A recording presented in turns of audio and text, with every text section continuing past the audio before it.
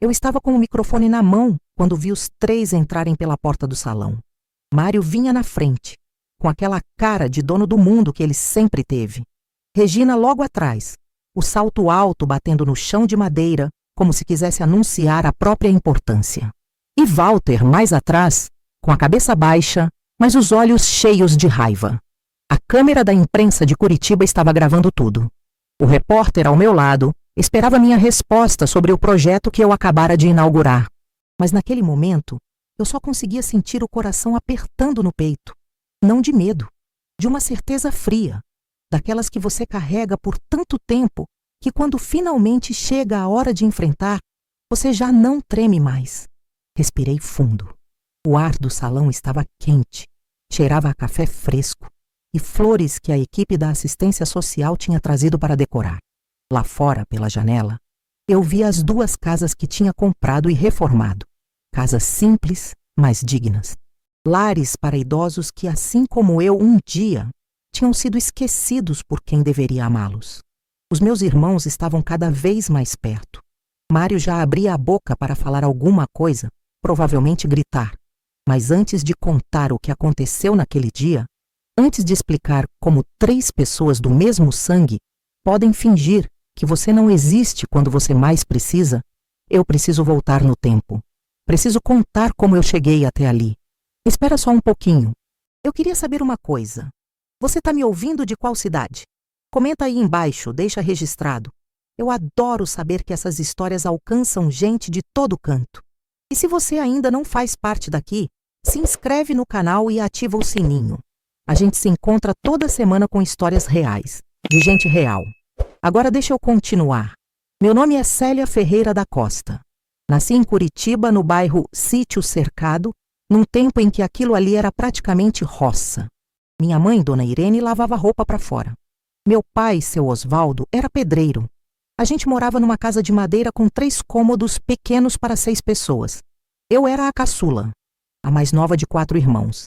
E desde cedo aprendi que ser a caçula significava ser a última a comer. A última a ganhar roupa nova, a última a ter qualquer coisa. Mário, o mais velho, sempre foi o orgulho da família. Menino esperto, bom de conversa, aquele tipo de gente que convence qualquer um de qualquer coisa. Regina veio depois, bonita desde pequena, sempre preocupada com aparência, sempre achando que merecia coisa melhor que a gente tinha. Walter era quieto, estudioso, vivia com a cabeça enfiada nos livros. E eu era a Célia, a que ajudava a mãe, a que cuidava da casa, a que nunca reclamava. Quando eu tinha 12 anos, comecei a trabalhar como babá na casa de uma família do Batel. Ganhava uma mixaria, mas levava para casa e entregava tudo para minha mãe. Aos 15, a família mudou e eu fiquei sem trabalho. Foi quando a dona Letícia Tavares me contratou. Ela era viúva, sem filhos, morava sozinha numa casa grande em Água Verde. Precisava de alguém para limpar, cozinhar, fazer companhia. Eu entrei naquela casa achando que ia ficar uns meses. Fiquei 38 anos. Dona Letícia era uma mulher diferente. Ela não me tratava como empregada. Claro, eu limpava a casa dela, lavava a roupa, fazia comida. Mas ela conversava comigo, me ensinava coisas, me dava livros para ler. Dizia que eu era inteligente, que eu tinha um coração bom demais para esse mundo. Nos primeiros anos, eu ainda morava com meus pais. Acordava às 5 da manhã, pegava 2 ônibus, chegava na casa dela às 7. Saía às 7 da noite, chegava em casa às 9. Dormia pouco, mas nunca reclamei. O dinheiro que eu ganhava sustentava a casa.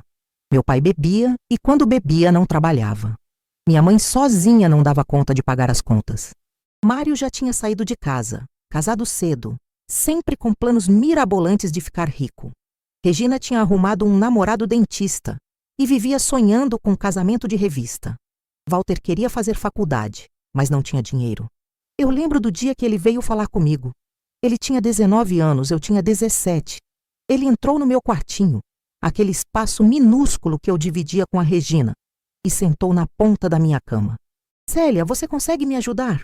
Ele perguntou com aquela voz baixa, quase envergonhada. Ajudar como? A faculdade de administração. Consegui passar, mas não tenho como pagar. Se você conseguir emprestar um dinheiro por mês, Eu prometo que quando eu me formar, te pago tudo de volta. Eu olhei para ele. Walter sempre foi o irmão que menos me incomodava.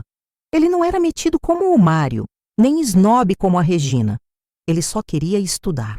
E eu, boba como sempre fui, achei que estava fazendo uma coisa boa. Comecei a pagar a faculdade dele. Todos os meses eu tirava uma parte do meu salário e dava para ele. Foram 4 anos e meio assim. Ele se formou, arrumou emprego público, começou a ganhar bem. Nunca me pagou de volta, nem um centavo. Quando eu lembrava, ele dizia que estava apertado, que tinha outras contas, que logo ia acertar comigo. Eu fui deixando para lá. Achei que o importante era que ele tinha conseguido, que pelo menos um de nós tinha subido na vida. Depois foi a vez do Mário. Ele apareceu lá em casa num domingo, todo empolgado, dizendo que tinha uma oportunidade única, que ia abrir uma empresa de construção, que conhecia gente importante, que só precisava de um capital inicial. Meu pai já tinha morrido nessa época. Minha mãe morava comigo e com a Regina, que ainda estava solteira. Quanto você precisa? Eu perguntei. Uns 15 mil.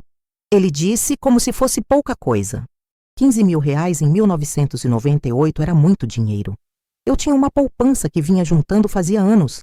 Era meu sonho comprar uma casinha um dia. Mas eu olhei para o meu irmão, vi aquele brilho nos olhos dele e pensei, família é para isso, né? Para ajudar.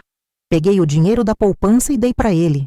Ele me abraçou, disse que eu era a melhor irmã do mundo, que ia me devolver em 6 meses com juros. Nunca vi a cor daquele dinheiro de novo. A empresa dele deu certo. Ele enriqueceu. Comprou apartamento no Água Verde, carro importado, viajava para fora. Mas quando eu perguntava sobre o dinheiro, ele mudava de assunto. Dizia que tinha investido tudo, que a empresa comia dinheiro, que eu não entendia de negócios, e eu deixava quieto, porque era meu irmão e a Regina. Bom, quando ela ia casar com o Fabrício, o dentista, ela veio falar comigo toda animada. Queria um casamento bonito, em buffet, com tudo do bom e do melhor. Só que os pais do Fabrício tinham cortado relações com ele porque não aprovavam o casamento. E minha mãe não tinha condições de pagar nada. Célia, você sempre foi a mais responsável da família, ela disse, segurando na minha mão. Será que você consegue me ajudar com o casamento? Não precisa ser muito, só o básico mesmo. Básico para Regina era cerimonial, buffet, vestido importado, decoração. Eu usei o que tinha sobrado da minha poupança e peguei emprestado com Dona Letícia. Foram 22 mil reais no total. Regina casou com o vestido dos sonhos. O bolo de 3 andares, 200 convidados. Na festa, ela mal olhou para mim. Estava ocupada posando para fotos, recebendo parabéns e brilhando. Eu fiquei num canto, com meu vestido simples que eu mesma tinha costurado, olhando tudo aquilo e sentindo um aperto no peito que eu não conseguia explicar. Mas eu disse para mim mesma, ela é feliz. Isso é o que importa. Durante todos esses anos, eu continuei trabalhando para Dona Letícia. Nossa relação tinha se transformado em algo diferente. Ela já estava com mais de 70 anos, começando a ficar frágil. Eu cuidava dela como se fosse minha mãe. Levava no médico, dava remédio nos horários certos, fazia as comidas que ela gostava. À noite a gente sentava na varanda e conversava por horas. Célia, você é a filha que eu nunca tive, ela me disse uma vez com aqueles olhos azuis cheios de carinho. A senhora é a mãe que eu gostaria de ter tido, eu respondi. E era verdade. Minha mãe tinha morrido quando eu tinha 32 anos. Trabalhou até o fim, lavando roupa, o corpo todo doído, as mãos calejadas. Ela nunca teve descanso. Nunca teve nada para ela. Morreu cansada, pobre, com a preocupação de ter deixado a gente. Mas a gente não estava sozinho. Cada um já tinha seguido seu caminho. E eu continuava sozinha também, mas de um jeito diferente. Eu tinha a Dona Letícia. Eu tinha meu trabalho. Eu tinha uma rotina. Até que um dia tudo mudou. Dona Letícia adoeceu. Foi rápido, um câncer agressivo que os médicos descobriram tarde demais. Ela ficou internada por 2 meses. Eu dormi no hospital todas as noites, numa cadeira desconfortável ao lado da cama dela. Segurava a mão dela quando ela sentia dor. Lia para ela os livros que ela gostava. Cantava baixinho as músicas antigas que ela amava. Quando ela morreu, Eu senti como se tivesse perdido tudo de novo. O enterro foi pequeno. Ela não tinha família, tinha poucos amigos vivos. Eu estava lá, chorando mais do que qualquer um. Meus irmãos não foram. Mário disse que estava viajando a trabalho. Regina tinha um compromisso inadiável com amigas. Walter nem respondeu minha mensagem. Uma semana depois do enterro, o advogado da dona Letícia me chamou no escritório dele. Eu fui achando que ia receber alguma coisa simbólica, talvez um objeto de estimação dela. Nunca imaginei o que ele ia me dizer. Dona Célia, a senhora é a única herdeira de dona Letícia Tavares, ele disse, empurrando uns papéis na minha direção. Eu olhei para ele sem entender. Como assim, herdeira? Ela deixou tudo para a senhora. A casa, as economias, os investimentos, tudo. Mas ela tinha família. Não tinha ninguém. Ele me interrompeu com um sorriso gentil. Ela deixou uma carta para a senhora. Ele me entregou um envelope. Eu abri com as mãos tremendo. A letra dela, tremida, mas ainda bonita, dizia: Célia, você foi a única pessoa que me amou de verdade. Não por interesse, não por obrigação. Você me amou porque seu coração é bom. Esse dinheiro é seu. Use para ser feliz. Você merece tudo de bom nesse mundo. Sua mãe de coração, Letícia. Eu chorei ali mesmo, na frente do advogado. Chorei de saudade, de gratidão, de um amor que eu nunca tinha sentido tão forte assim. Dona Letícia tinha me deixado a casa, que valia uns 400 mil reais, e uma quantia em investimentos de 450 mil reais. No total, 850 mil reais. Era mais dinheiro do que eu tinha visto na vida inteira. Eu vendi a casa. Não conseguia morar lá, tudo me lembrava ela e doía muito. Peguei todo o dinheiro e, com a ajuda do mesmo advogado, investi em fundos conservadores. Ele me explicou tudo direitinho, me ajudou a escolher bem. Eu não contei para ninguém, nem para os meus irmãos.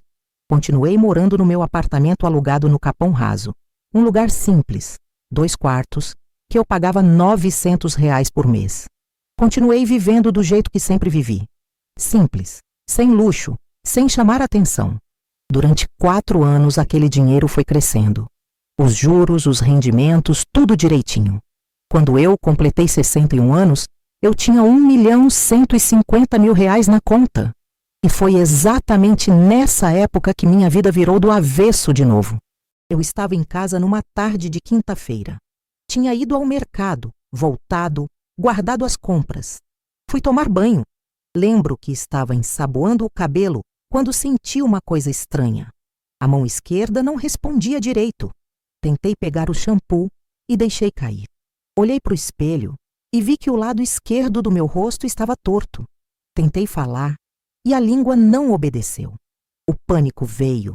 Eu sabia o que era. Minha mãe tinha tido um derrame anos atrás, eu conhecia os sinais. Consegui sair do chuveiro, me enrolar numa toalha, pegar o celular e ligar para o SAMU. Consegui falar meu endereço. A moça do outro lado entendeu, disse que ia mandar ajuda. Eu desmaiei ali mesmo, no chão frio do banheiro. Acordei no hospital. Uma enfermeira estava medindo minha pressão. Um médico jovem veio falar comigo. A senhora teve um AVC isquêmico, ele disse. Felizmente não foi muito extenso. A senhora chegou a tempo, mas vai precisar de fisioterapia, acompanhamento, cuidados. Meus irmãos, eu consegui falar, com dificuldade. Eles já foram avisados, estão a caminho. Eu esperei. Fiquei lá, naquela cama de hospital, com aquele cheiro de desinfetante, ouvindo o barulho das máquinas. Esperei o Mário chegar, a Regina, o Walter. Esperei horas, ninguém veio. No dia seguinte, liguei para o Mário. Ele atendeu depois de 3 toques. Mário, sou eu, a Célia, tô no hospital. Ah, é? O que foi? Tive um derrame, um AVC. Tô internada no Hospital Central de Curitiba. Silêncio do outro lado. Tá grave? Ele perguntou. E a voz dele não tinha preocupação, tinha incômodo. Não sei ainda. O médico disse que preciso de cuidados. Você pode vir me ver? Olha, Célia, eu tô numa fase complicada aqui. Trabalho pra caramba, tô viajando amanhã cedo pra São Paulo. Mas qualquer coisa, me liga, tá? Ele desligou. Eu liguei pra Regina. Regina, tive um AVC. Tô no hospital. Meu Deus, Célia. Ela disse, mas a voz dela era teatral, falsa. Que horror, você tá bem? Tô viva, mas vou precisar de ajuda quando sair daqui. Ah, mana, eu adoraria te ajudar, mas você sabe como é, né? Tô com a agenda lotada essa semana. Tenho almoço com as meninas amanhã, depois vou levar a Julinha na natação. Tem festa da escola dela no sábado. Mas eu mando uma mensagem todo dia para saber como você tá, prometo. Ela não mandou mensagem nenhuma. Liguei pro Walter. Ele não atendeu. Mandei mensagem. Ele visualizou e não respondeu. Fiquei 5 dias internada. Nenhum deles apareceu. Nenhum. Quem apareceu foi a dona Neuza, minha vizinha. Ela tinha 68 anos. Era professora aposentada, viúva. Morava sozinha no apartamento ao lado do meu fazia 20 anos. A gente sempre teve uma relação boa, cordial, daquelas de tomar café junto às vezes. Ela ficou sabendo pelo porteiro do prédio que eu tinha passado mal. Conseguiu descobrir onde eu estava e foi me visitar. Menina, você tá sozinha aqui? Ela perguntou espantada. Tô, eu disse e a voz saiu fraca, cansada. E a família? Ocupados. Ela não disse nada, mas o olhar dela disse tudo. Era um olhar de pena misturado com raiva. Quando eu saí do hospital, foi ela quem me buscou. Me levou para casa, me ajudou a subir as escadas, preparou comida para mim. Durante os meses seguintes, foi ela quem cuidou de mim. Ela me levava na fisioterapia 3 vezes por semana. Me ajudava com os exercícios em casa. Fazia comida e trazia para o meu apartamento. Sentava comigo para conversar, para eu não me sentir tão sozinha. Outros vizinhos também ajudaram. A dona Maria do 302, que deixava marmita na minha porta. O seu João do térreo, que subia para trocar uma lâmpada, consertar uma torneira. Gente simples, gente que mal me conhecia, mas que apareceu quando eu precisei. E meus irmãos? Sumiram. Mandei mensagem no grupo da família contando que tinha tido alta, que estava em recuperação. Mário respondeu. Que bom, mana, se cuida. Regina mandou um emoji de coração. Walter nem isso. Eu passava os dias deitada no sofá, fazendo os exercícios que a fisioterapeuta mandava, olhando para o teto, pensando em tudo. Em como eu tinha dado minha vida inteira para aquelas pessoas. Em como eu tinha tirado da boca para dar para eles. Em como eles tinham sumido quando eu precisei. A mágoa foi crescendo dentro de mim. Mas era uma mágoa silenciosa, fria, daquelas que não gritam, daquelas que vão se enraizando, virando outra coisa, virando clareza. 4 meses depois do AVC, eu já estava bem melhor. O lado esquerdo do corpo ainda era mais fraco, mas eu conseguia andar, fazer as coisas sozinha. Foi quando eu peguei o celular e abri as redes sociais. Eu não usava muito, mas tinha feito uma conta há alguns anos para acompanhar umas receitas. Entrei no perfil da Regina e vi as fotos dela em Gramado, sorrindo, posando na frente da igreja, segurando taça de vinho, fazendo selfie com as amigas. As fotos eram de 2 meses atrás, exatamente no período que eu estava me recuperando sozinha, quase sem conseguir andar. Fui pro perfil do Mário. Ele tinha postado foto de churrasco, um monte de gente, cerveja, carne na grelha, risadas. A legenda dizia: final de semana perfeito com os brothers. A data 3 semanas depois do meu AVC. Walter não tinha redes sociais, mas eu sabia que ele estava em casa, simplesmente não quis aparecer. Eu fechei o celular e fiquei sentada na cama, no escuro. Não chorei. Não consegui. Era uma dor diferente, seca, que não sai pelos olhos, sai pelo peito, apertando tudo por dentro. No dia seguinte, dona Neuza veio tomar café comigo. Você tá bem? Parece triste, ela disse. Eu descobri uma coisa, Neuza. Falei, olhando para a xícara de café. Descobri que meus irmãos fingiram que eu não existia quando eu mais precisei deles. Ah, minha filha. Ela segurou na minha mão. Infelizmente, tem família que só aparece quando tá tudo bem. Quando a pessoa precisa de verdade, somem. Eu sempre ajudei eles. Sempre. Paguei faculdade, emprestei dinheiro, paguei casamento. E quando foi minha vez de precisar, nenhum apareceu. E você vai fazer o quê agora? Eu olhei para ela e foi nessa hora que eu decidi. Vou viver para mim. Pela primeira vez na vida, vou fazer algo só para mim. Ou melhor, para quem realmente merece. Nos meses seguintes, eu continuei me recuperando. Voltei a andar normalmente, voltei a fazer tudo sozinha. E comecei a fazer planos. Planos que eu não contei para ninguém, nem para Dona Neuza. Só fui juntando as ideias, pesquisando, anotando. Até que, 8 meses depois do AVC, meus irmãos voltaram a aparecer. Primeiro foi o Mário. Ele ligou num sábado à tarde. E aí, mana, como você tá? Bem, eu disse, seca. Que bom, que bom. Olha, eu tô ligando porque preciso de uma ajuda sua. Eu quase ri. Quase. Mas só deixei o silêncio. Tá difícil aqui nos negócios, sabe como é? Economia ruim, cliente sumindo. Preciso de um empréstimo para segurar a empresa. Uns 80 mil. Sei que é bastante, mas é só para segurar a onda. Depois eu te pago certinho. 80 mil reais? Eu repeti. Eu sei que parece muito, mas você sempre foi boa de guardar dinheiro. Deve ter uma reservazinha aí.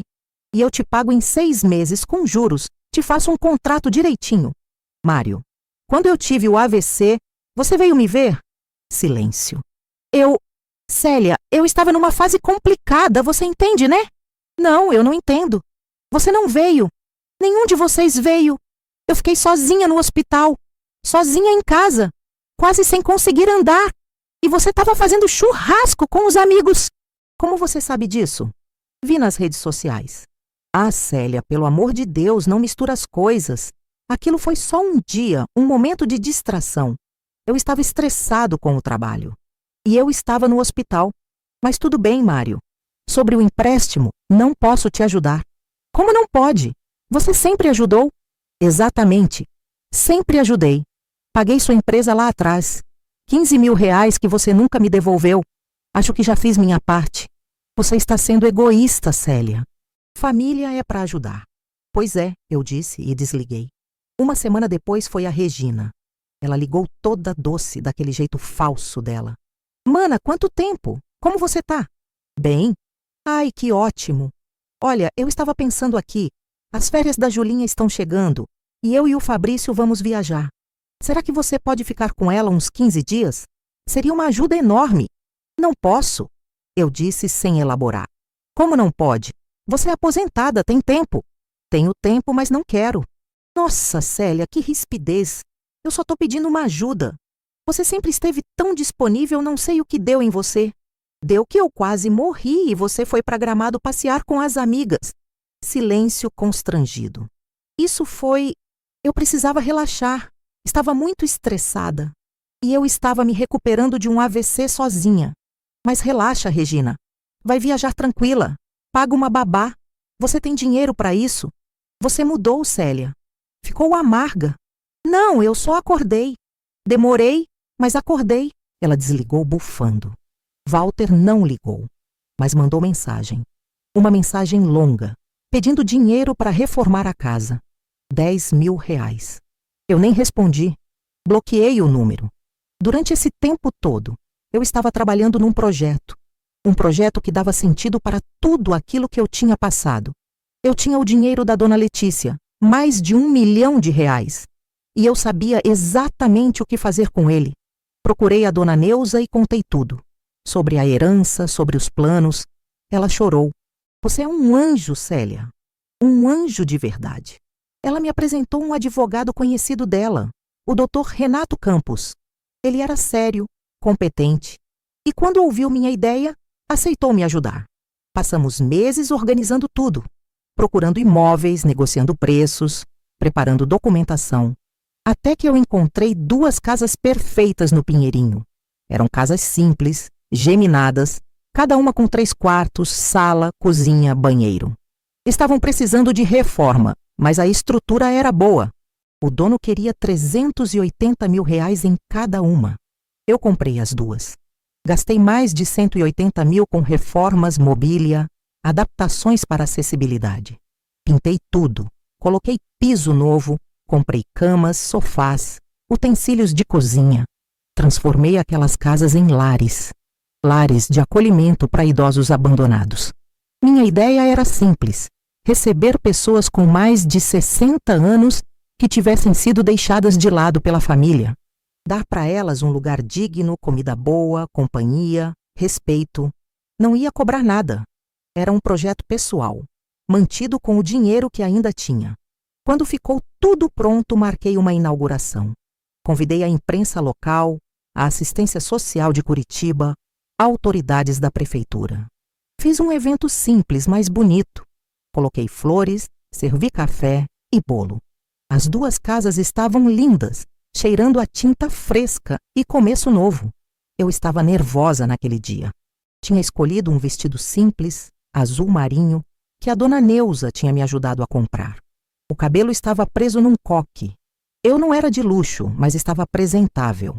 O repórter da imprensa de Curitiba chegou cedo com o cinegrafista. Fizemos uma entrevista rápida antes de começar. Dona Célia, o que a motivou a criar esse projeto? Ele perguntou. Eu sei o que é ser esquecida, eu disse, olhando direto para a câmera. Sei o que é precisar de ajuda e não ter ninguém. E se eu passei por isso, imagina quanta gente por aí passa também. Então eu decidi fazer algo, dar para essas pessoas o que me faltou: presença. Foi nessa hora que eu vi eles entrarem. Mário, Regina e Walter. Os três juntos, coisa rara. Devia ter sido o Mário que avisou os outros. Sempre foi ele o que articulava as coisas. Eles vinham com cara de poucos amigos, abrindo caminho entre as pessoas. Alguns convidados olharam, curiosos. Eu respirei fundo. O repórter notou meu olhar e seguiu minha linha de visão. Algum problema? Ele perguntou. Não, eu disse, pegando o microfone das mãos dele. Só uma coisa que eu preciso resolver.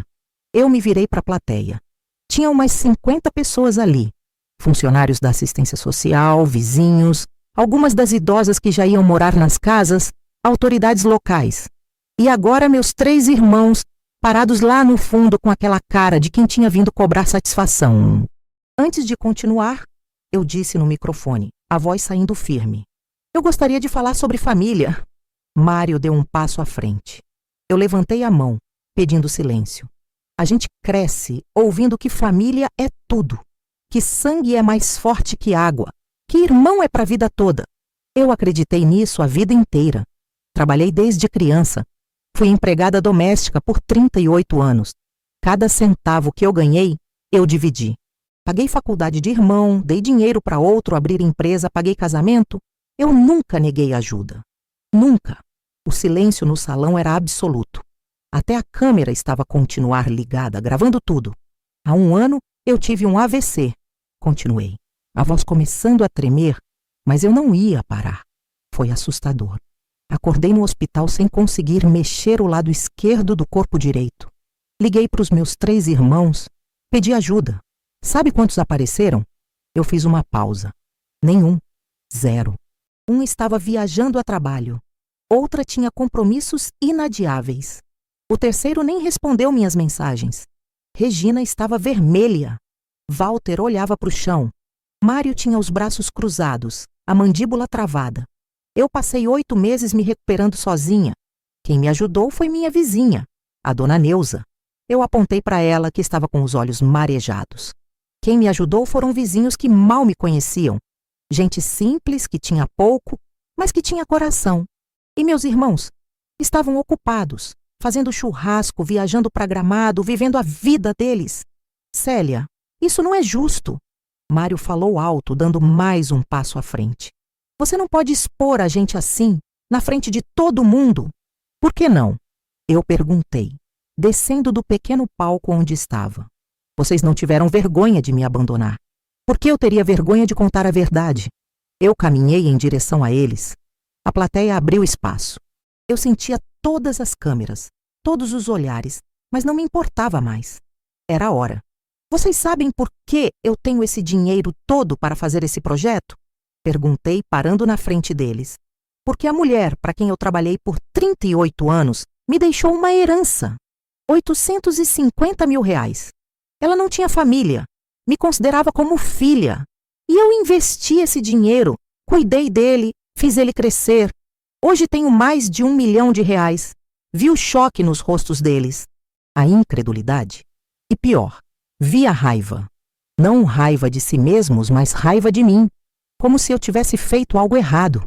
Você tinha mais de 1 milhão e não me emprestou 80 mil? Mário praticamente gritou. Eu sou seu irmão. Exatamente, eu disse.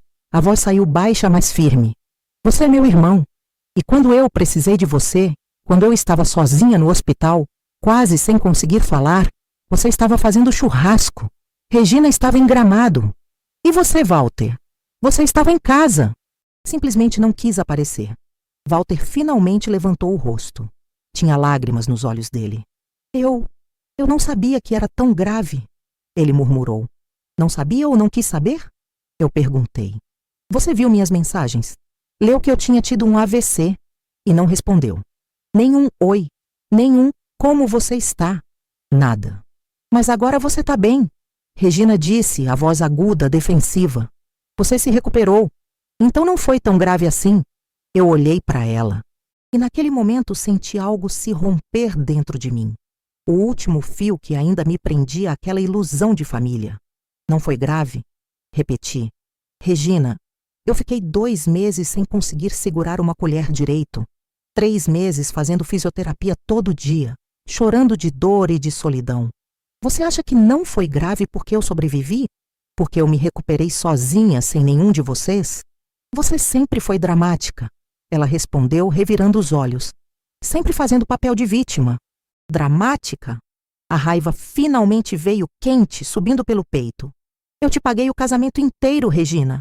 22 mil reais que eu nem tinha. Peguei emprestado porque você queria ser princesa por um dia. E você nem me agradeceu direito.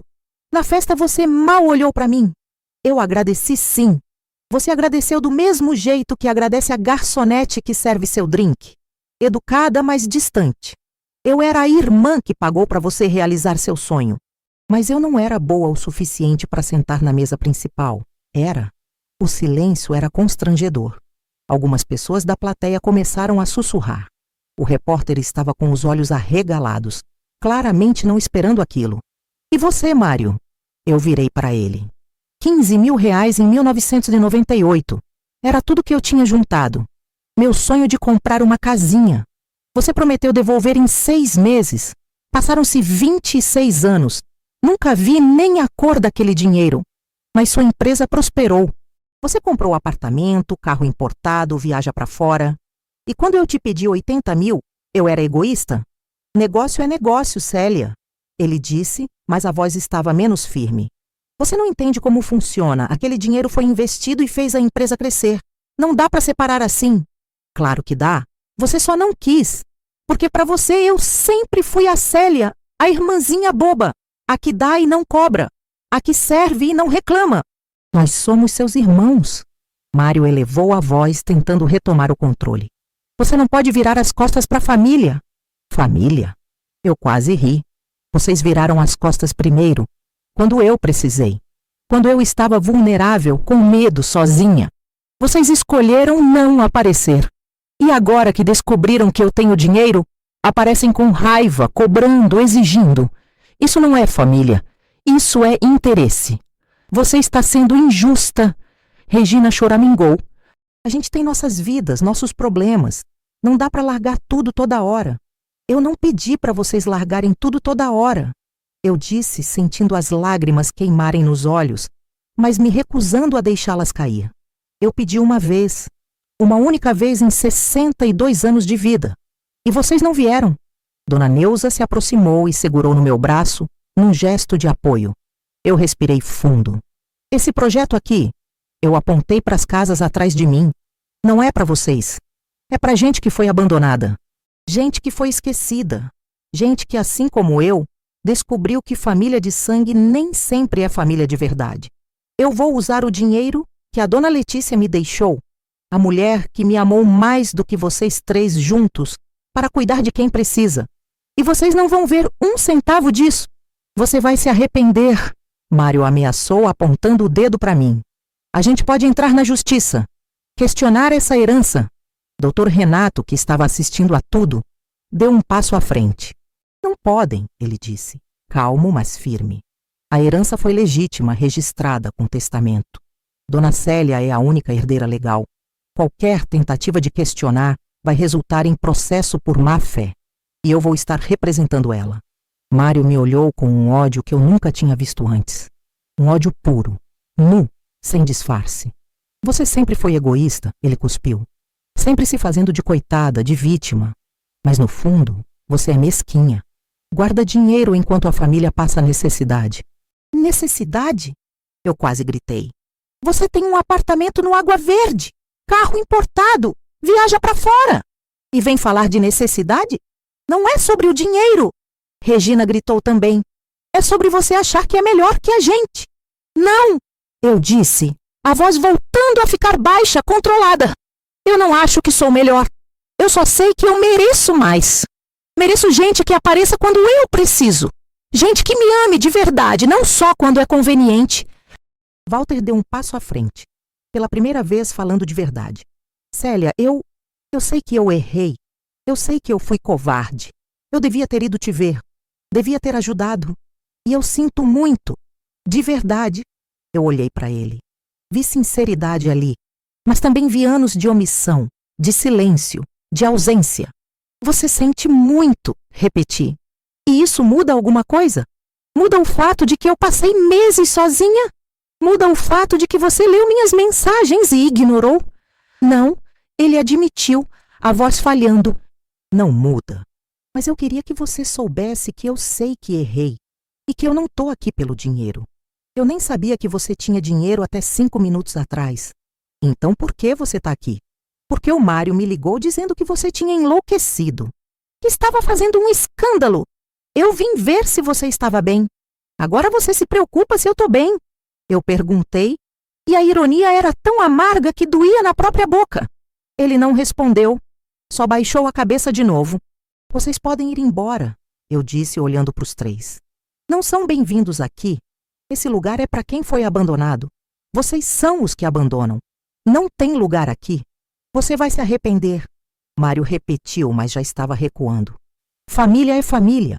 Você não pode apagar isso. Eu não estou apagando vocês que apagaram quando fingiram que eu não existia. Eles saíram. Mário na frente, furioso, pisando duro. Regina atrás, ainda soltando comentários venenosos entre os dentes. Walter, por último, olhando para trás uma vez antes de cruzar a porta. Quando eles saíram, o silêncio no salão durou apenas alguns segundos antes de algumas pessoas começarem a bater palmas. Devagar no início, depois mais forte. Logo a maioria estava aplaudindo. Algumas mulheres choravam. Um senhor idoso, que ia ser um dos moradores das casas, se aproximou e segurou na minha mão. Obrigado, ele disse, a voz trêmula. Obrigado por não desistir da gente. Minha família também me esqueceu. É bom saber que ainda tem gente que se importa.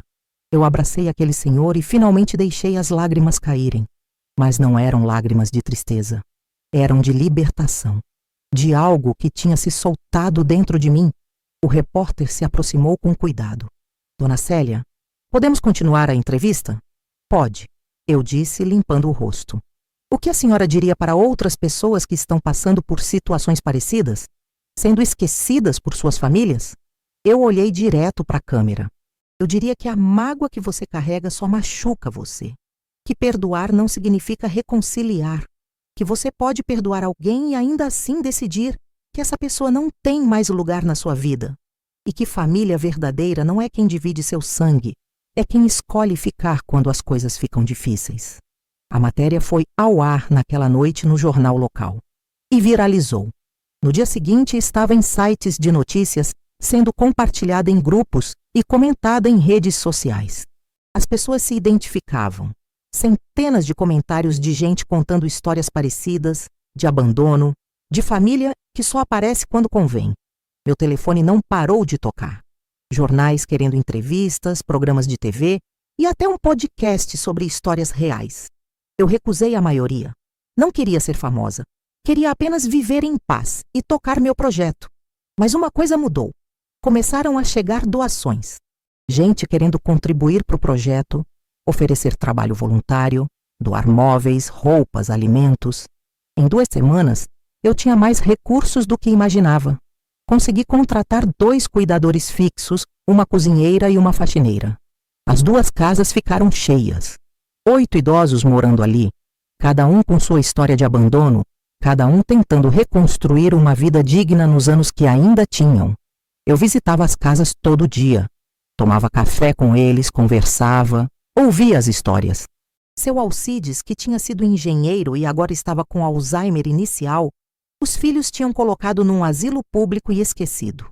Dona Miriam, que tinha trabalhado a vida inteira como costureira, os 3 filhos brigaram pela herança dela, que era só uma casinha simples, e nenhum quis ficar com ela. Seu Jorge, aposentado do exército, a esposa tinha morrido e os filhos moravam longe, nunca ligavam, nunca visitavam. Cada história era uma dor, mas ali, naquelas casas, eles tinham uns aos outros. Tinham risadas na hora do almoço, tinham conversas na varanda, tinha gente que se importava. E eu tinha propósito. Pela primeira vez na vida, eu sentia que estava fazendo algo que realmente importava. Não para agradar ninguém, não por obrigação, mas porque eu queria, porque fazia sentido. 3 meses depois da inauguração, Walter apareceu na minha casa. Ele tocou a campainha num sábado de manhã. Quando eu abri a porta e vi ele ali, meu primeiro instinto foi fechar, mas alguma coisa me segurou. "O que você quer?" perguntei, sem convidá-lo para entrar. "Conversar, por favor. Só 5 minutos." Eu suspirei e abri espaço para ele passar. Fomos até a sala. Ele ficou de pé, desconfortável, com as mãos no bolso. "Eu não vim pedir dinheiro", ele começou. "Eu sei que você não acredita, mas é verdade. Eu vim pedir desculpa. De verdade dessa vez. Você já pediu desculpa naquele dia. Naquele dia eu só disse que tinha errado. Mas eu não expliquei. Não falei o que realmente aconteceu. Eu cruzei os braços e esperei. Quando você ligou dizendo que tinha tido um AVC, eu entrei em pânico." Ele disse em voz baixa. "Eu lembrei da nossa mãe, de como ela ficou depois do derrame dela. Lembrei de ver ela na cama, sem conseguir falar direito, o corpo todo torto. E eu tive medo. Medo de ver você assim. Medo de ter que cuidar, de ter que assumir responsabilidade. Então eu fugi. Fingi que não tinha visto, que não era tão grave.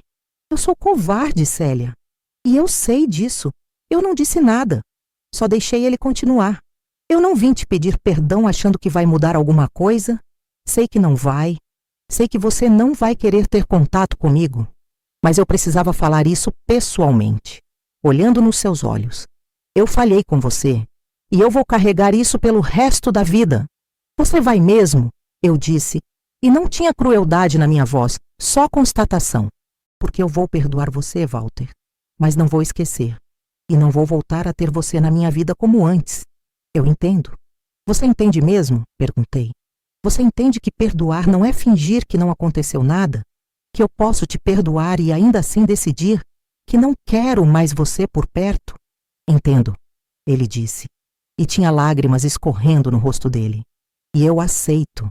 Você merece coisa melhor do que eu dei." Ficamos em silêncio por um tempo. "Como estão os idosos das casas?"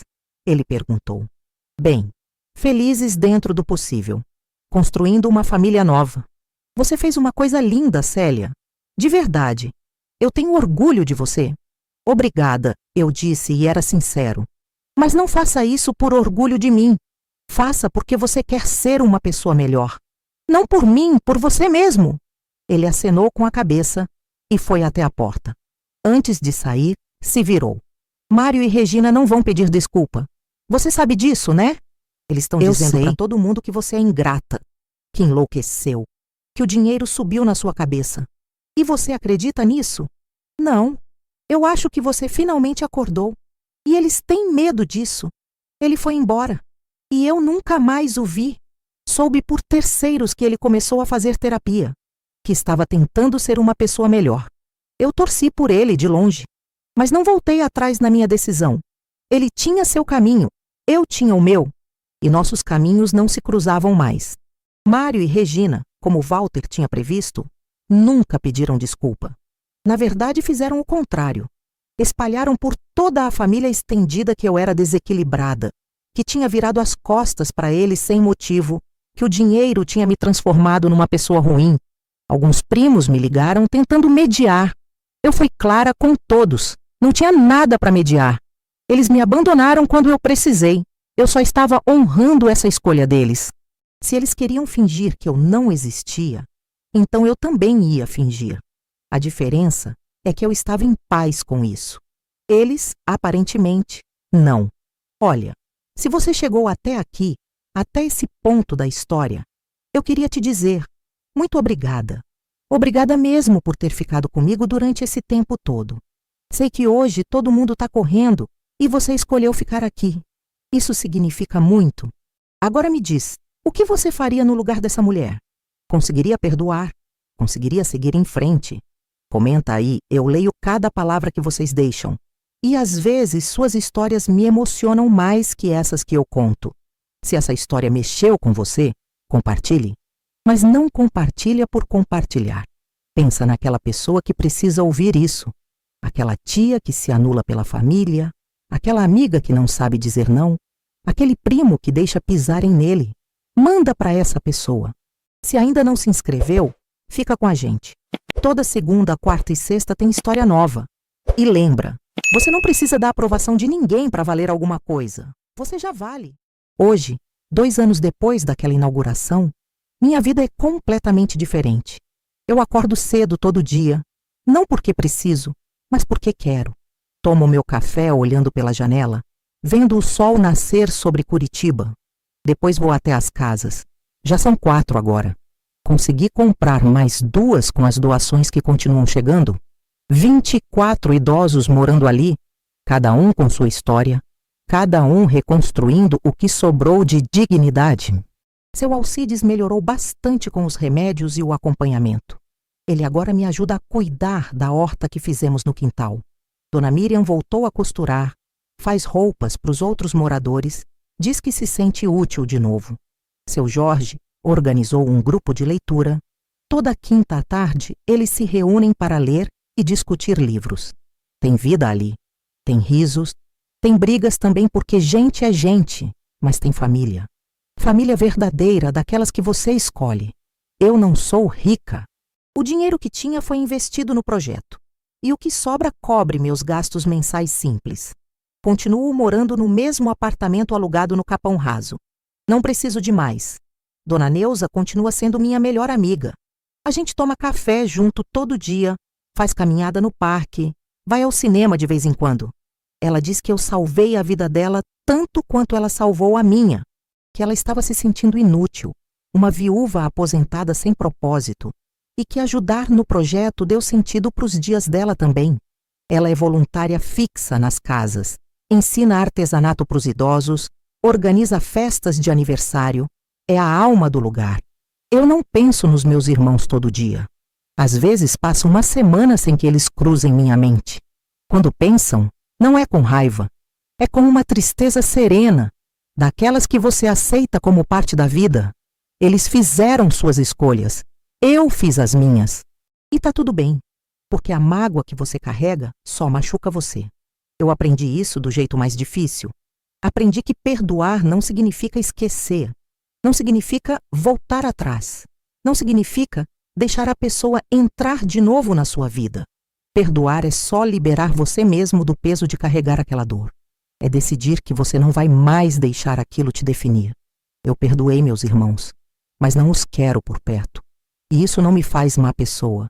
Me faz alguém que aprendeu a se respeitar. Teve gente da família estendida que entendeu.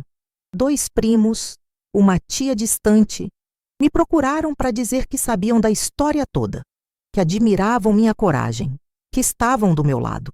A gente mantém contato leve, um almoço de vez em quando, mensagem de aniversário. Não é muito, mas é honesto. E eu prefiro pouco e verdadeiro do que muito e falso. Uma das coisas que mais me surpreendeu foi a quantidade de gente que se identificou com minha história. Eu recebo mensagens todo dia. Gente contando que passou por coisas parecidas, que foi abandonada pela família, que se sentiu sozinha e invisível. Gente agradecendo por eu ter falado sobre isso publicamente, por ter mostrado que não é só com eles, que tem muita família bonita por fora e podre por dentro, e que tá tudo bem se afastar, criar limites, escolher quem fica perto. Eu respondo cada mensagem que posso. Às vezes é só um "eu te entendo" ou um "você não tá sozinha", mas parece que isso faz diferença. E se faz diferença para uma pessoa, já valeu. Recentemente, uma moça de 28 anos me procurou. Ela tinha visto minha história tinha se emocionado e queria ser voluntária. Ela mesma tinha crescido sem família, foi criada em abrigo, sabia o que era solidão. Hoje ela trabalha nas casas 3 vezes por semana, fazendo atividades com os idosos, levando eles para passear, para tomar sorvete, para o parque. Ela me disse uma vez: eu achei minha família aqui. Não é a que eu nasci, mas é a que eu escolhi. E eu entendi perfeitamente. Porque é isso, no fim. Família não é sobre sangue. É sobre presença. É sobre quem fica quando você precisa. É sobre quem te enxerga, te respeita, te ama de verdade. Eu passei 60 anos da minha vida achando que tinha que ser grata por ter irmãos, por ter nascido numa família, por ter gente do meu sangue por perto. Mas descobri que gratidão não se deve a laços de sangue. Se deve a laços de amor. E amor se prova. Não com palavras, mas com ações. Com presença. Com cuidado genuíno. Hoje eu tenho paz. Acordo sem aquele peso no peito. Durmo sem aquele aperto. Eu me olho no espelho e gosto da mulher que vejo. Uma mulher de 64 anos, cabelos grisalhos, rugas no rosto, mas com olhos que finalmente brilham de verdade. Uma mulher que aprendeu a se escolher, que aprendeu que não é egoísmo cuidar de si mesma, que aprendeu que você não precisa se anular para ser amado. E se te amam só quando você se anula, então não é amor, é conveniência. Eu não venci por ter dinheiro. O dinheiro foi só uma ferramenta. Eu venci porque permaneci de pé quando tentaram me derrubar. Venci porque me recusei a ser invisível. Venci porque escolhi gente que me escolhesse de volta. E isso não tem preço, não tem valor material. É algo que mora no peito, na alma, na forma como você anda pelo mundo. Às vezes, na rua, alguém me reconhece, para, me cumprimenta, agradece. Eu sempre fico sem graça, porque não me vejo como heroína. Me vejo como alguém que fez o que precisava ser feito. Mas se a minha história inspira, se ajuda alguém a ter coragem de colocar limites, de dizer não, de se afastar de quem machuca, então valeu cada lágrima. Valeu cada noite que eu passei sozinha no hospital. Valeu cada vez que eu engoli o choro. Valeu cada centavo que eu dei sem receber de volta. Porque tudo isso me trouxe até aqui. Me fez essa pessoa que eu sou hoje. E eu gosto dessa pessoa. Pela primeira vez na vida, eu realmente gosto de quem eu sou. Semana passada, seu Alcide escolheu os primeiros tomates da horta. Ele veio correndo do jeito que um senhor de 79 anos consegue correr, com os tomates nas mãos, o rosto iluminado de orgulho. A gente fez molho juntos. Chamou todo mundo. Fizemos um almoço grande, macarrão com aquele molho feito por nós, salada, pão caseiro que Dona Miriam ensinou a fazer. A mesa estava cheia. Tinha riso, tinha conversa, tinha vida. E eu olhei em volta e pensei, é isso, essa é minha família. Não a que eu nasci, mas a que eu construí. Depois do almoço, seu Jorge leu um poema que ele tinha escrito. Era sobre recomeços, sobre encontrar luz depois do escuro, sobre aprender que nunca é tarde para ser feliz. Quando ele terminou, o silêncio que ficou não era vazio, era cheio. Cheio de compreensão, de empatia, de amor verdadeiro. Obrigada, Célia, Dona Miriam disse, segurando na minha mão. Obrigada por não ter desistido, por ter provado que ainda existe gente boa. Não, eu disse, apertando a mão dela de volta. Obrigada por terem me dado um propósito. Vocês salvaram minha vida tanto quanto eu tentei salvar a de vocês. E era verdade. Porque cuidar deles me curou, me mostrou que eu tinha valor, que eu podia fazer diferença, que minha vida importava. Eu não precisava ser mãe, esposa, irmã dedicada para ter valor. Eu tinha valor por ser quem eu era, por ter um coração que ainda sabia amar, mesmo depois de ter sido partido tantas vezes. À noite, voltei para o meu apartamento. Dona Neuza tinha ido viajar visitar a filha em Florianópolis. Eu estava sozinha, mas não me sentia sozinha. Preparei um chá, sentei no sofá, coloquei uma música baixa. Peguei o celular e vi que tinha mensagem. Era de um número desconhecido. Hesitei antes de abrir. Era uma mensagem longa. Dizia: Oi, Célia. Você não me conhece, mas eu vi sua história na internet. Eu acabei de sair do hospital. Tive câncer, fiquei 6 meses em tratamento. Minha família não apareceu. Nenhum. Eu estava me sentindo a pior pessoa do mundo, achando que eu merecia isso. Mas sua história me mostrou que não é sobre mim, é sobre eles. E que eu mereço mais. Obrigada por ter tido coragem de falar. Você salvou minha vida hoje. Eu li e reli aquela mensagem. E chorei. Mas não de tristeza, de gratidão. Porque se uma pessoa se sentiu menos sozinha por causa da minha história, então tudo valeu. Todo o sofrimento, toda a dor, toda a lágrima. Valeu. Respondi. Você não está sozinha. E você merece sim. Merece ser amada, ser cuidada, ser vista. Não desiste de você mesma. O mundo ainda tem gente boa. E você é uma delas. Ela respondeu com um coração. E eu sorri. Deitei na cama naquela noite com o coração leve. Olhei para o teto. Para o mesmo teto que eu tinha olhado tantas vezes antes, com desespero, com dor, com solidão. Mas agora era diferente. Agora eu via esperança. Via possibilidade. Via futuro. Fechei os olhos e agradeci. Agradeci por ter sobrevivido. Por ter a continuar rendido. Por ter tido coragem de me escolher. Agradeci pela dona Letícia, que me amou quando eu mais precisava. Agradeci pela dona Neuza, que apareceu quando ninguém mais estava lá. Agradeci por cada idoso que agora morava naquelas casas, porque eles me deram um motivo para acordar todo dia com propósito. E agradeci até aos meus irmãos. Não pelo que fizeram, mas pelo que me ensinaram. Eles me ensinaram que eu não posso controlar as escolhas dos outros, mas posso controlar as minhas. Me ensinaram que amor incondicional não significa aceitar qualquer coisa.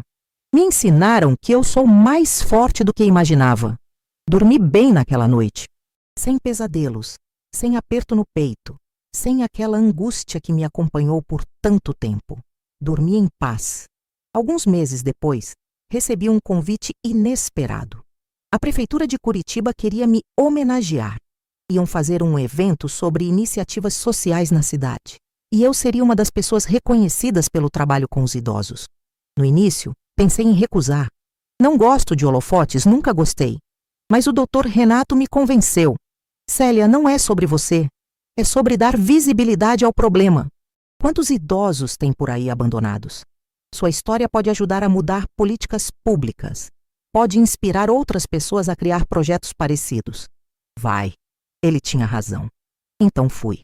O evento foi num auditório grande no centro. Tinha autoridades, imprensa, outras pessoas que faziam trabalho social. Eu estava nervosa, mas Dona Neuza estava comigo, segurando na minha mão. Quando chamaram meu nome, subi no palco com as pernas tremendo. O prefeito fez um discurso bonito sobre cidadania e solidariedade. Me entregou uma placa de honra ao mérito e me pediu para falar algumas palavras. Eu peguei o microfone e olhei para a plateia. Tinha umas 200 pessoas ali. E lá no fundo, no cantinho, eu vi ele, Walter. Ele estava sozinho, de pé, encostado na parede. Nossos olhos se encontraram. Ele não sorriu, só acenou levemente com a cabeça. Um gesto de reconhecimento, de respeito. Respirei fundo e comecei a falar. Eu não me considero heroína, não fiz nada de extraordinário. Só fiz o que qualquer ser humano deveria fazer. Olhar para o outro com compaixão. Eu criei esse projeto porque eu sei como é doer por dentro. Sei como é se sentir invisível. E eu não queria que mais ninguém sentisse isso.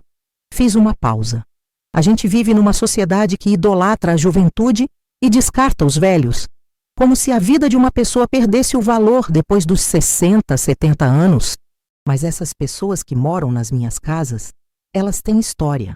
Elas construíram esse país, trabalharam a vida inteira, criaram filhos e foram descartadas como se não importassem mais. Isso precisa mudar. A plateia estava em silêncio absoluto. Eu não faço esse trabalho sozinha. Tenho uma equipe incrível de voluntários, tenho doadores generosos, tenho pessoas que acreditam que é possível fazer diferente. E eu tô aqui para dizer, é possível sim. A gente não precisa de muito. Precisa de empatia. Precisa de olhar para o outro de verdade. Precisa de lembrar que aquele velhinho, aquela velhinha, já foi jovem também. Já sonhou, já amou, já construiu. e merece terminar a vida com dignidade. Eu olhei direto para as câmeras. Se você tem um pai, uma mãe, um avô, uma avó vivos, liga para eles hoje. Vai visitar. Não espera eles pedirem. Não espera que eles fiquem doentes. Faz isso agora, porque o tempo a gente não recupera.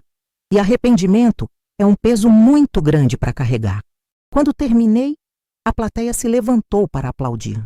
Eu desci do palco com as pernas bambas, o coração disparado. Dona Neuza me abraçou forte. Você foi perfeita, ela sussurrou. Depois do evento, várias pessoas vieram falar comigo, querendo conhecer o projeto, querendo ajudar, querendo compartilhar suas próprias histórias. Eu ouvi cada uma com atenção e percebi que não estava sozinha. Tinha tanta gente passando por coisas parecidas, tanta gente carregando dor silenciosa. Quando a maioria já tinha ido embora, Walter se aproximou. Ele estava com as mãos no bolso, o olhar incerto. Oi, ele disse baixo. Oi, você falou muito bem. Obrigada. Ficamos em silêncio por alguns segundos. Eu não vim pedir nada, ele disse. Só queria te ver, te ouvir e dizer que eu tenho muito orgulho de você, do que você se tornou, do que você fez. Eu não fiz por você, Walter. Eu sei.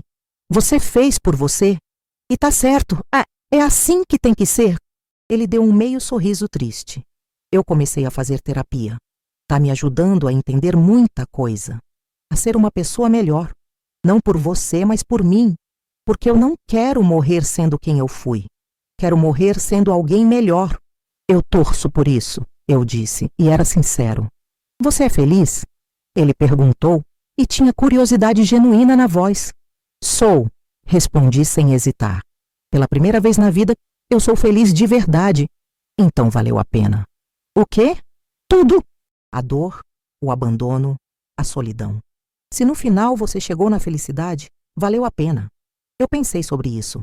Talvez, eu disse. Mas eu preferia ter chegado aqui sem precisar passar por tudo aquilo. Justo. Ele ficou mais um momento. Depois acenou e foi embora. Eu fiquei olhando ele se afastar e senti uma mistura de coisas. Tristeza pelo que poderia ter sido e não foi. Aceitação do que realmente aconteceu. E paz por saber que eu tinha feito as pazes comigo mesma. Hoje, quando eu acordo, a primeira coisa que eu faço é olhar pela janela. Observo o céu, as árvores, os pássaros. Agradeço por mais um dia, por mais uma chance de fazer diferença, por menor que seja. Eu não tenho mais aquela sensação de vazio que me acompanhou por tanto tempo. Não tenho mais aquela necessidade de agradar, de me diminuir, de ser menos para caber nos espaços que os outros definiam para mim. Eu aprendi que eu posso ocupar espaço, que minha voz importa, que meus sentimentos são válidos, que eu não preciso pedir licença para existir. As casas continuam funcionando. Já acolhemos mais de 40 idosos nesses 2 anos. Alguns ficaram pouco tempo, conseguiram se reconciliar com familiares e voltaram para casa. Outros ficaram até o fim, e eu estive lá segurando a mão deles quando partiram. Cada despedida dói, mas é uma dor diferente.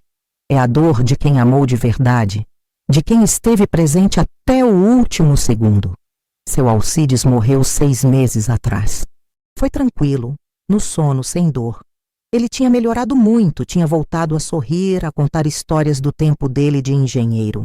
No último dia, ele me chamou no quarto dele.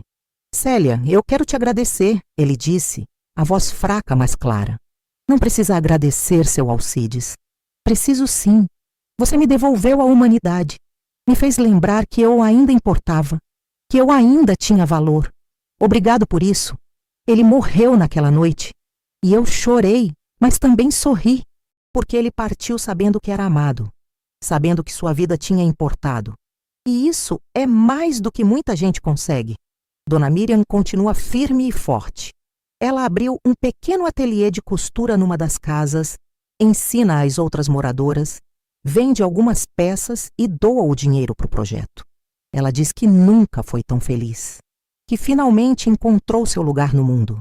Seu Jorge se tornou meu braço direito.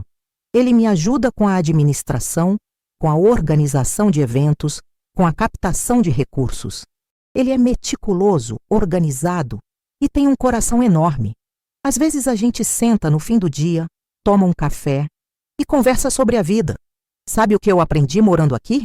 Ele me disse uma vez que nunca é tarde. Nunca é tarde para recomeçar, para amar, para ser feliz. A gente passa a vida achando que tem tempo infinito e de repente tá velho e acha que acabou, mas não acabou. A vida continua enquanto a gente respira e a gente pode escolher como viver esses dias que sobraram. Ele tinha razão. E eu vivi isso na pele. Eu poderia ter passado o resto da vida na amargura, no ressentimento, remoendo o que meus irmãos fizeram. Mas escolhi diferente. Escolhi transformar a dor em propósito. Escolhi usar o que eu tinha para fazer bem. E essa escolha me salvou. Não estou dizendo que foi fácil. Teve dias ruins. Teve dias que eu acordei com raiva, com mágoa, com vontade de ligar para os meus irmãos e gritar tudo o que eu sentia. Mas eu não fiz isso, porque percebi que dar voz para a raiva só alimenta ela. E eu não queria mais alimentar sentimentos que me faziam mal. Em vez disso, toda vez que a raiva vinha, eu ia até as casas, conversava com os moradores, ouvia as histórias deles, ajudava no que podia. E quando voltava para casa, a raiva tinha ido embora, substituída por gratidão. Gratidão por poder fazer aquilo, por ter recursos para ajudar, por ter saúde para estar presente. Mês passado, completei 64 anos. Os moradores das casas fizeram uma festa surpresa para mim. Enfeitaram tudo, fizeram bolo, cantaram parabéns desafinado e lindo. Eu chorei. Chorei porque me lembrei dos meus aniversários passados. Sozinha, sem ninguém lembrando, sem ninguém ligando. E agora estava ali, rodeada de gente que me amava de verdade. Gente que escolheu me amar e que eu escolhi amar de volta. Dona Neuza fez um discurso emocionado. Falou sobre amizade verdadeira, sobre como a vida coloca pessoas certas no nosso caminho quando a gente mais precisa. Falou sobre como eu tinha transformado não só a vida dos idosos, mas a vida dela também. Você me ensinou que nunca é tarde para ter propósito. Ela disse, os olhos brilhando. Eu estava definhando sozinha no meu apartamento, me sentindo inútil. E você me mostrou que eu ainda tinha muito a oferecer. Obrigada por isso, amiga. Nós nos abraçamos forte. E eu senti que tinha encontrado a família que sempre quis. Não perfeita, porque nenhuma família é, mas verdadeira, presente, real. Quando a festa acabou e eu voltei para o meu apartamento, vi que tinha uma mensagem no celular. Era de um número que eu não tinha mais salvo, mas reconheci. Era da Regina. Feliz aniversário, Célia. Só isso. Nenhum pedido de desculpas, nenhuma explicação, nenhuma tentativa real de reconexão. Só aquelas 3 palavras. Eu olhei para a mensagem por um tempo. Parte de mim quis responder algo ácido, algo que mostrasse a ela o quanto aquilo era vazio. Mas outra parte de mim, a parte que tinha crescido, que tinha aprendido, apenas suspirou. Eu não respondi. Só apaguei a mensagem e deitei para dormir. Porque algumas pontes a gente queima, e outras a gente simplesmente deixa desmoronar com o tempo. Não por raiva, mas por indiferença. E a indiferença, eu descobri, é a verdadeira liberdade. Liberdade de não precisar mais da aprovação delas. De não precisar mais que elas reconheçam o meu valor. Porque eu já sei qual é o meu valor. E não depende delas. Se eu pudesse voltar no tempo e falar com aquela Célia de 61 anos, deitada no chão do banheiro depois do AVC, com medo de morrer sozinha, eu diria, aguenta. Aguenta mais um pouco, porque a vida que te espera do outro lado dessa dor é linda. É cheia de propósito, de amor verdadeiro, de paz. Eu diria que ela vai descobrir que é mais forte do que imagina, que vai aprender a se amar, que vai construir uma família de verdade, mesmo que não seja a que nasceu com ela. Eu diria, a dor passa, a solidão passa, o medo passa, e o que fica é você, mais inteira, mais forte, mais você do que nunca. Hoje eu sei quem eu sou. Sou Célia Ferreira da Costa. Tenho 64 anos. Trabalhei a vida inteira como empregada doméstica. Ajudei meus irmãos a vida inteira. Fui abandonada quando mais precisei. E escolhi transformar aquela dor em algo maior.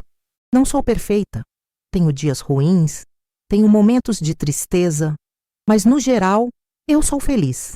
E essa felicidade não depende de ninguém além de mim mesma. Não depende dos meus irmãos me aceitarem de volta. Não depende de reconhecimento público. Não depende de nada externo.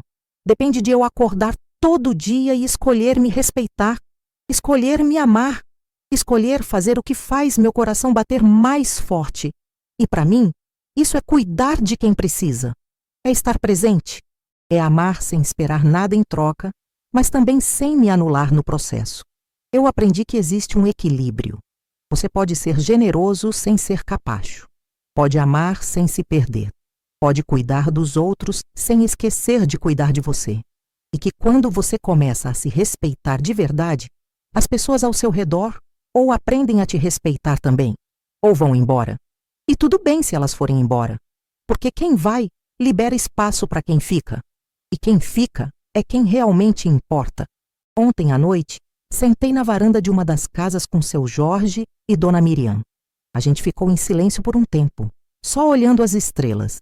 Curitiba é uma cidade grande, tem muita luz, mas dava para ver algumas estrelas mesmo assim. Sabe o que eu penso? Dona Miriam quebrou o silêncio. Que a gente passa a vida toda procurando nossa tribo, nossa gente. E às vezes a gente não encontra na família que nasce, mas encontra em outros lugares. E quando encontra, é mágico. É verdade. Seu Jorge concordou. Eu passei 70 e tantos anos achando que família era só sangue. Agora eu sei que não é. Família é escolha. É quem aparece. É quem fica. Eu não disse nada, só sorri. Porque eles tinham razão. E porque eu estava vivendo a prova disso. Quando voltei para o meu apartamento já era tarde. Tomei um banho demorado, coloquei um pijama confortável, preparei um chá. Sentei no sofá com um livro, mas não consegui ler. Fiquei só pensando em tudo o que aconteceu, em tudo o que mudou. E percebi uma coisa. Eu não queria mais nada diferente. Não queria que meus irmãos voltassem pedindo perdão. Não queria reconciliação.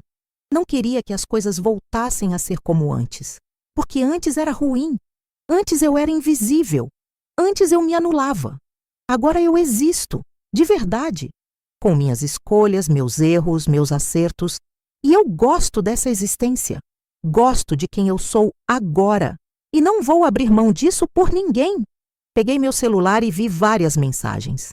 Uma moça querendo ser voluntária. Um senhor perguntando se tinha vaga nas casas para o pai dele. Uma jornalista querendo fazer uma matéria. Respondi cada uma com atenção. Marquei reuniões, passei informações, agradeci o interesse. Antes de dormir, escrevi no meu diário. Eu comecei a escrever faz uns meses a pedido da minha terapeuta. Sim, eu faço terapia agora. Percebi que precisava. Que carregar tudo sozinha por tanto tempo tinha deixado marcas. E que não tem nada de errado em pedir ajuda profissional. Escrevi. Hoje eu percebi que finalmente me encontrei. Não preciso mais da aprovação de ninguém. Não preciso mais me fazer pequena para caber. Eu caibo do tamanho que eu sou. E quem não gosta, o problema é de quem não gosta, não é meu. Fechei o diário e apaguei a luz. Deitei na escuridão e senti aquela paz que só vem quando você está em harmonia consigo mesmo. Não tenho todas as respostas. Não sei o que o futuro reserva. Mas sei que seja lá o que vier, eu vou estar bem. Porque eu tenho a mim mesma. E isso descobri é mais do que suficiente. A vida da Célia me ensinou algo que eu quero deixar com você. Perdoar não significa esquecer ou reconciliar. Significa liberar você mesmo do peso da mágoa. Você pode perdoar alguém e ainda assim decidir que essa pessoa não tem mais lugar na sua vida. E isso não te faz má pessoa. Te faz alguém que aprendeu a se respeitar.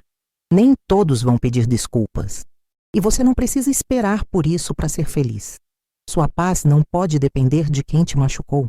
Ela precisa depender só de você. Família verdadeira não é quem divide seu sangue. É quem escolhe ficar quando as coisas ficam difíceis. É quem te enxerga, te respeita, te ama de verdade. E lembra sempre, você não nasceu para ser pequeno, para ser invisível, para ser capacho. Você nasceu para brilhar do seu jeito, no seu tempo. E nunca, nunca é tarde para recomeçar. Se cuida, se respeita, se ama primeiro porque sua maior obrigação é consigo mesmo. Um abraço no seu coração.